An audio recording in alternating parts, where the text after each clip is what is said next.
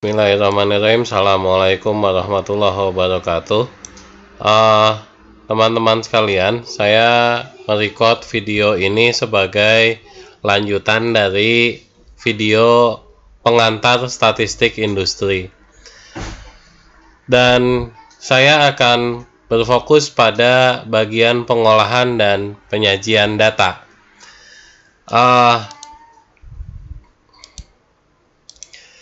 Teman-teman, masalah data itu bisa berasal dari mana saja. Data bisa diperoleh dari observasi, dari wawancara, atau dari kuesioner, ya, ataupun dari dokumentasi.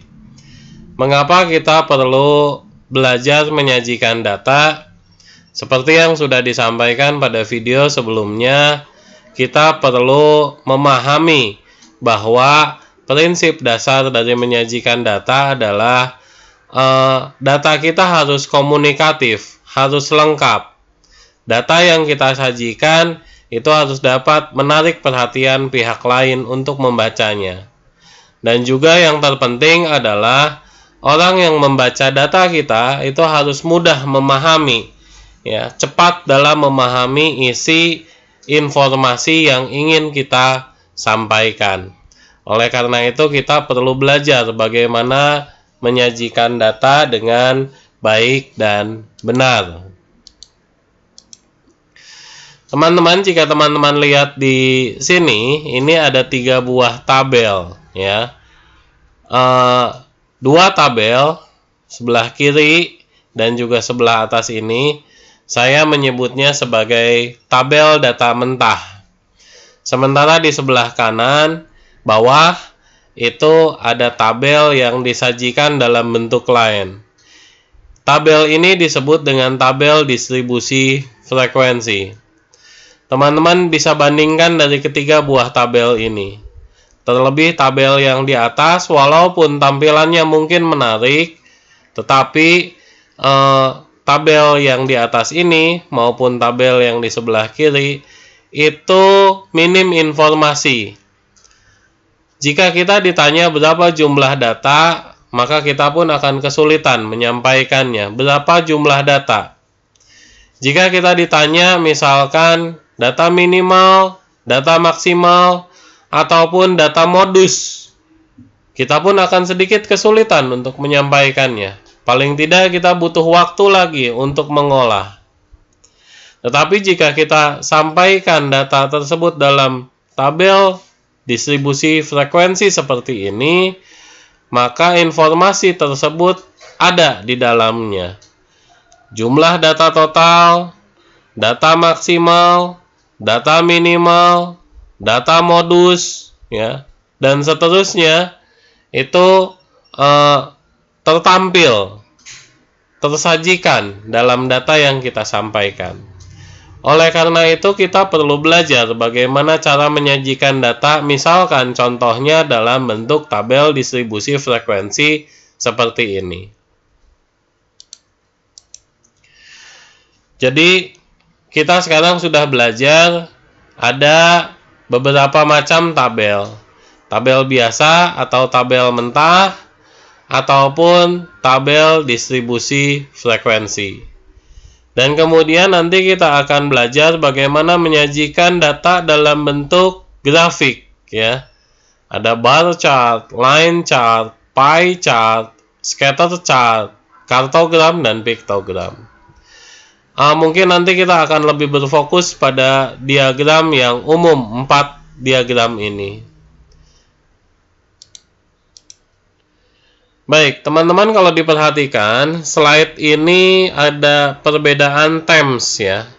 Jadi kalau teman-teman melihat slide dengan themes biru seperti ini, itu artinya ada tugas yang harus teman-teman kerjakan. Misal pada slide ini saya meminta teman-teman melakukan pengolahan data dari data yang tersaji. Apa yang harus dilakukan? Teman-teman harus menyalin data di atas ini ke dalam Excel. Saya minta menyajikannya, kalau ini disajikan dalam banyak kolom, maka nanti salin data ini ke dalam satu kolom saja, urut secara urut ke bawah ya, diurutkan ke bawah terus. Jadi data ini disalin hanya dalam satu kolom, yaitu di kolom A pada Excel. Setelah teman-teman menyalinnya ke dalam satu kolom, maka langkah yang kedua, teman-teman harus mengcopy data tersebut. Silahkan di-copy ke kolom C. Sehingga nanti kita punya dua buah data, saya tidak tahu berapa jumlahnya, ya. Teman-teman punya dua data, yaitu di kolom A dan juga kolom C. Terakhir, pada kolom C tersebut, silakan teman-teman urutkan, lakukan sort, ya, pada data di kolom C. Urutkan secara ascending, atau ascending itu dari kecil ke besar. Lawan dari ascending adalah urutan data secara descending. Ya, descending itu dari besar ke kecil. Tapi yang diminta di sini adalah secara ascending. Jadi teman-teman membutuhkan program Excel buat data ini pada program Excel. Selanjutnya teman-teman, saya meminta teman-teman membuat grafik, menyajikan data dalam bentuk grafik. Pekerjaan ini tidak perlu pada file Excel baru, silahkan teman-teman buat pada sheet baru saja. Jadi pada file Excel yang sama, tetapi sheet baru ya di sebelah kanannya. Yang pertama adalah teman-teman buatlah tabel ini, salin tabel ini ke dalam Excel. Silahkan disalin.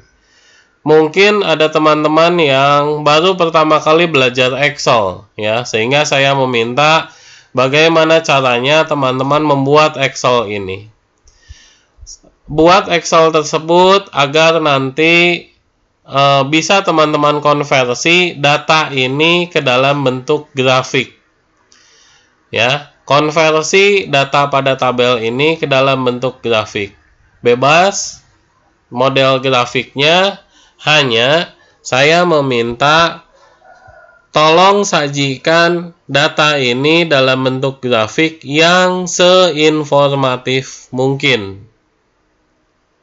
Baik ya, ini pekerjaan yang kedua. Selanjutnya, pekerjaan yang ketiga, pada file Excel yang sama, taruh di sheet yang baru ya. Jadi nanti ini sheet ketiga.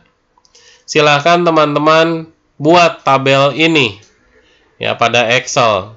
Kemudian juga sama konversi data tersebut, data ini ya, data pada tabel ini sajikan dalam bentuk grafik. Sajikan juga seinformatif mungkin. Itu pekerjaan teman-teman yang ketiga.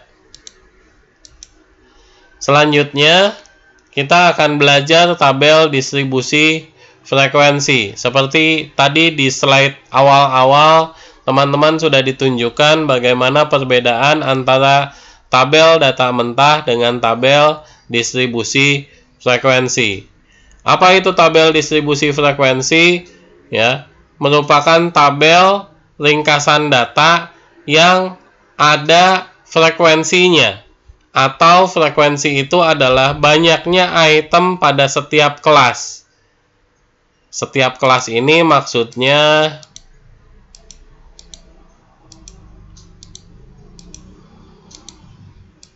silakan teman-teman lihat di sini ya.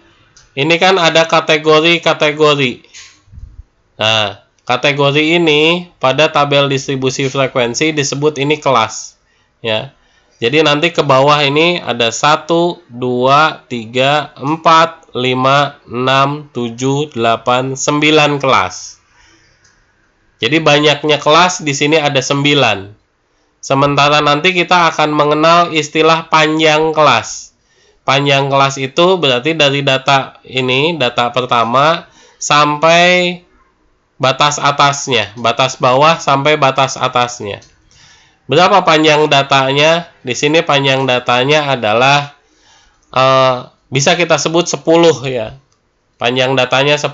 Jadi teman-teman harus tahu itu. Kita coba pelajari.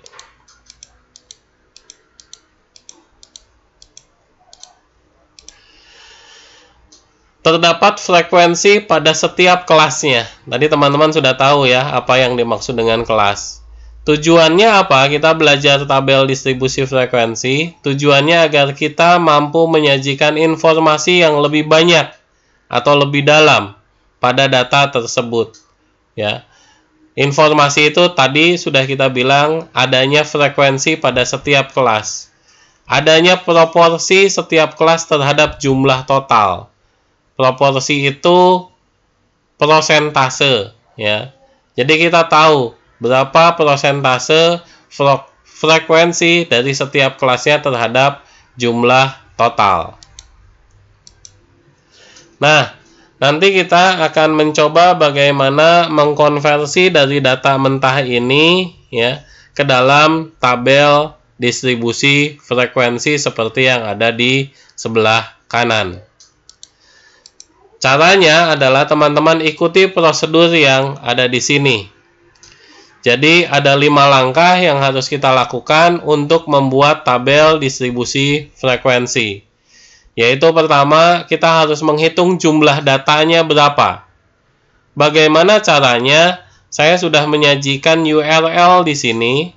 Ini ada video tutorial, silahkan teman-teman tonton. Di dalam video ini ada cara bagaimana menghitung jumlah data atau N. Ada cara untuk mendapatkan nilai minimal dan juga maksimal.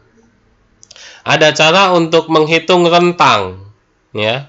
Rentang ini rumusnya maksimal dikurangi minimal. Ada cara untuk menghitung jumlah kelas. Berapa jumlah kelasnya? Menggunakan rumus Sturge.